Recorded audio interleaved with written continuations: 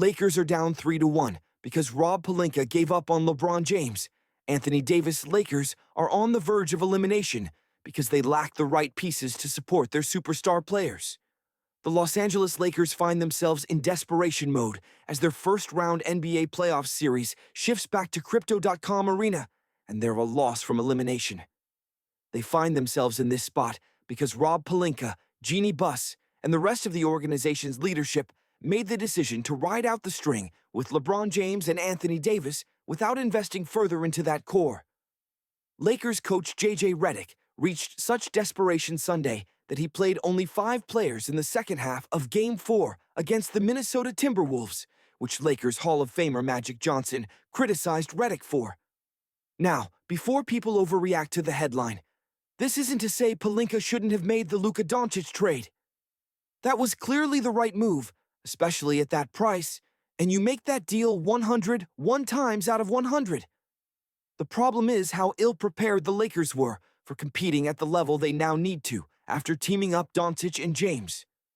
Before this season, Pelinka spoke at length about internal investment and growth with an eye on the future.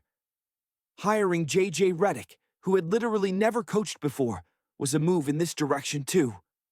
The organization was clearly transitioning away from James and Davis and wanted to keep their powder dry for when one or both moved on.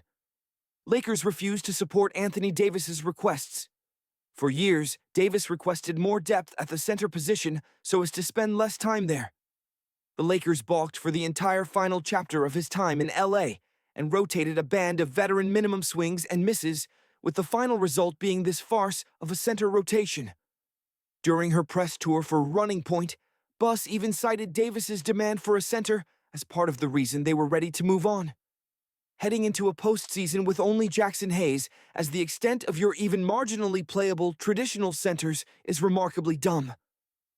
Pelinka knew this and, after acquiring Doncic, quickly pivoted to using Dalton Knecht and draft capital to bring in Mark Williams, who, unfortunately, had the back of a 53-year-old father of 7. Thing is, by so quickly acting and acquiring a center, Pelinka gave up the goose. If he'd always been willing to trade Knecht, who hasn't played a second in this series, in a trade to bring in more center help, he wouldn't have had to limit his choices and the timing to a point where Williams' failed physical landed the Lakers in a spot where their only center is only trusted by Redick to play a handful of minutes in a crucial playoff game. Center isn't the Lakers' only sore spot. The Lakers' problems don't stop at the center position either. For years, Pelinka's infatuation with scoring combo guards took a championship roster filled with two-way talents, physicality, and athleticism, and stripped it of that identity almost altogether. Pelinka traded Danny Green for Dennis Schroeder and also traded Kyle Kuzma and Kentavious Caldwell-Pope for Russell Westbrook. Pelinka allowed Alex Caruso to walk in favor of Talen Horton-Tucker. It wasn't until Pelinka finally traded D'Angelo Russell for Dorian Finney-Smith that they took a step back in that direction, and the impact was immediate, as Redick has admitted too.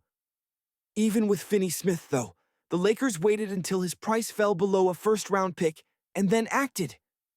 The thing about two-way athleticism in the NBA is, it's not going to be cheap.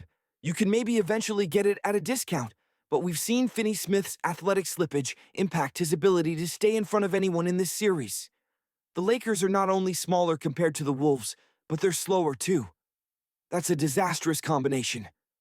Lakers have lack of athleticism. Had Pelinka better understood the direction of the league and surrounded James and Davis with more practical athleticism, rather than a clown car of combo guards, perhaps the rotation wouldn't be so shallow. And maybe, just maybe, the Lakers would employ a player with the foot speed to stay in front of Anthony Edwards, who is not a complete negative on the other end as, say, Jared Vanderbilt has been. Now, the counter to all this is, well, if they don't keep their powder dry, they wouldn't have been able to land Doncic. But that simply isn't true either. It's become abundantly clear that Nico Harrison only had eyes for Anthony Davis and would take whatever combination of picks the Lakers offered so long as he got Davis. Pelinka, to his credit, was somehow able to set the price on Doncic, which would have remained the case had they used a little extra draft capital to bring in the kind of athleticism and shooting this team still desperately needs. Rob Pelinka has brought in stars, but failed to support them. So this was why the fans expressed mixed feelings to Peli.